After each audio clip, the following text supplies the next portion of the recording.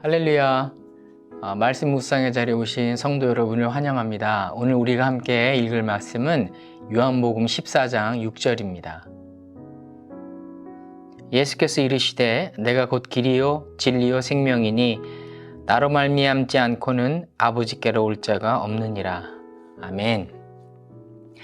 오늘 큐티인 전체 본문은 요한복음 14장 1절부터 14절입니다. 오늘 요한복음 14장부터 17장은 예수님의 공생의 사역의 마지막 설교를 담고 있습니다. 혹자는 고별 설교라고도 합니다.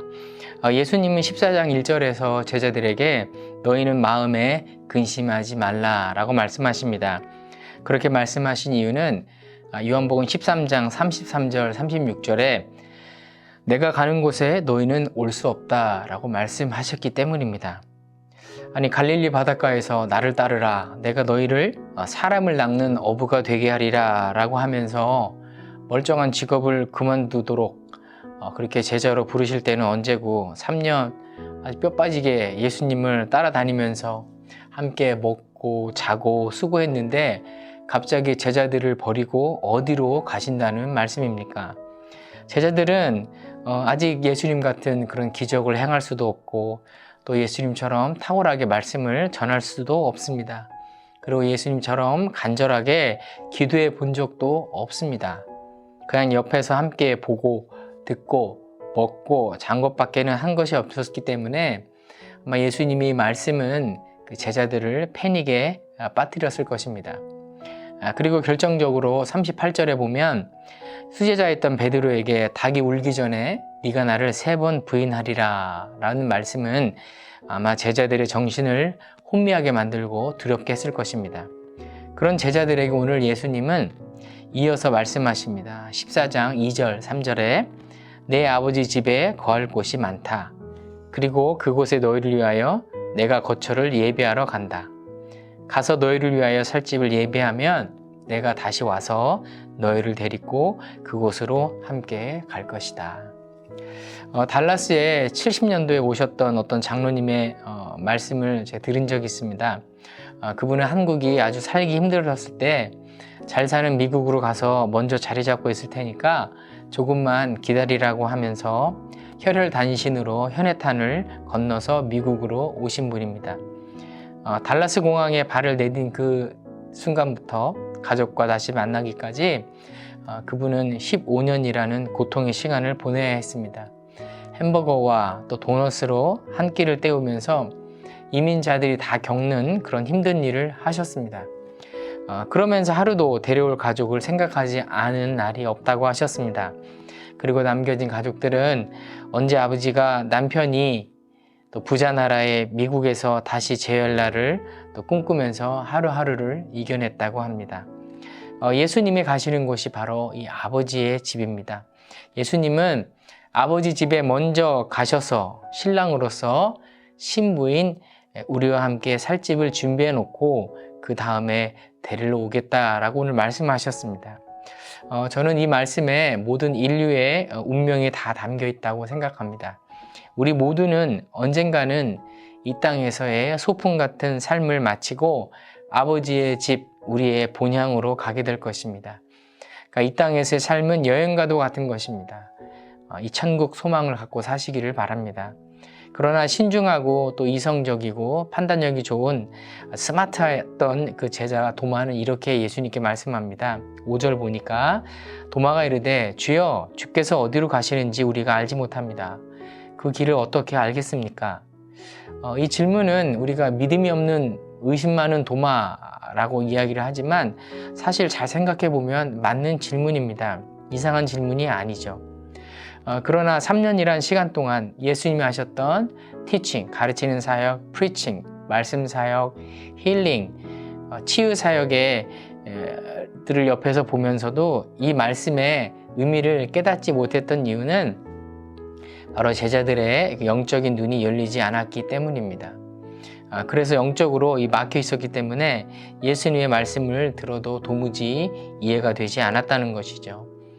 그런데요, 이 영적인 눈이 떠지려면 시간이 흐르면 가능할까요? 그렇지 않습니다. 아무리 교회를 오래 다녀도 영적인 눈이 열리지 않으면 육의 사람으로밖에 살 수가 없는 것입니다. 10년, 20년 신앙생활을 했어도 그것은 그냥 신앙생활인 것이지 신앙생활이 아닌 것입니다. 신앙생활이었던 거지 신앙생활이 아니었던 겁니다. 액센트가 어디 있는지 잘 분별하셔야 됩니다. 그러니까 영적 진리 안에 사는 삶이 아니라는 것이죠. 그래서 하나님도 머리와 이성으로 이해하고 또 성령도 인간의 경험으로 이해하는 사람들이 있습니다. 그러니까 모든 것을 그런 차원에서 보니까 신앙생활에 감동도 없고 또 열심히 신앙생활 하는 사람 보면 이상한 사람들 같고 말씀이 잘 이해가 되지 않는 겁니다. 성도 여러분, 우리는 이 말씀을 기억해야 합니다. 모든 성경은 하나님의 감동으로 된 것으로. 하나님의 감동이 무엇입니까? 그것은 바로 성령 하나님께서 역사하셨다는 겁니다. 제자들은 당시에 아직 성령을 받기 전이기 때문에 예수님이 무슨 말씀을 하시는지 이해를 못했지만 오순절날 그들이 성령 받았을 때 모든 것이 다 이해가 되었습니다. 예수님을 개인의 구원자와 인생의 주인으로 믿고 성령을 선물로 바꿔놨더니 모든 말씀이 비로소 이해되기 시작합니다. 육적인 사람이 아니라 비록 육신의 옷을 입고 있지만 영의 사람으로 거듭나게 된 것입니다. 그래서 말씀을 읽고 싶은 마음이 생겨나고 또 읽다 보니까 가슴이 뜨거워지고 모든 말씀이 다 나에게 하시는 말씀 같고 그래서 감격의 눈물이 멈추지 않습니다. 그러니까 점점 더 은혜의 자리를 사모하게 되고 또 예배 계속 드리고 또 기도 시간도 점점 늘어나서 또 성령 체험도 하기도 합니다. 그리고 하나님의 시선이 있는 곳, 하나님의 마음이 있는 곳, 하나님의 발이 향한 곳이 눈에 들어오기 시작합니다. 남들은 어리석다고 손가락질하고 또 예수쟁이라고 비아냥거려도 하나님께서 기뻐하시는 일은 무엇이든지 하겠다는 각오와 헌신이 생기게 됩니다. 그리고 남들이 안 가는 그런 낮은 자리로 향하는 그런 제자의 삶을 살게 하시는 것입니다. 성도 여러분, 인생이 답답하고 갑갑하신 분들 계십니까? 미래에 대한 두려움과 걱정으로 하루하루를 살고 계신 성도님들 계십니까? 영의 눈이 열리게 해달라고 기도하시기 바랍니다. 내게 성령을 부어주셔서 내게 성령으로 충만하게 해주셔서 이제 육신의 눈이 닫히고 영의 눈이 열려서 예수님께서 말씀하신 내 영의 아버지 집 저 천국을 바라보고 살아갈 수 있는 믿음의 성도가 되게 해달라고 기도하시기를 바랍니다. 그리고 저 천국만 바라보며 살 것이 아니라 하나님께서는 예수님을 믿는 모두에게 이 땅에서 해야 할 일들, 즉 사명을 주셨습니다. 이 사명을 잘 감당하면서 또 하나님께서 기뻐하시는 그런 제자 삶을 또 사시기를 또 예수님의 이름으로 축복합니다. 자, 그렇다면 나에게 주신 사명이 무엇일까요? 6절에 보니까 예수께서 이르시되 내가 곧 길이요 진리요 생명이니 나로 말미암지 않고는 아버지께로 올 자가 없느니라. 아멘. 그러니까 이 땅에 인류에게 주신 가장 큰 말씀입니다. 예수님만이 하나님께로 갈 수 있는 유일한 길입니다. 진리의 길입니다. 살리는 생명의 길인 줄로 믿습니다.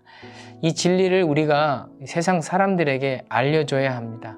직장에서, 또 가정에서, 학교에서 내가 있는 그곳에서 이 복음을 들고 사람들을 살리시는 그런 사명 또한 잘 감당하시는 성도님들이 되시기를 예수님의 이름으로 축복합니다.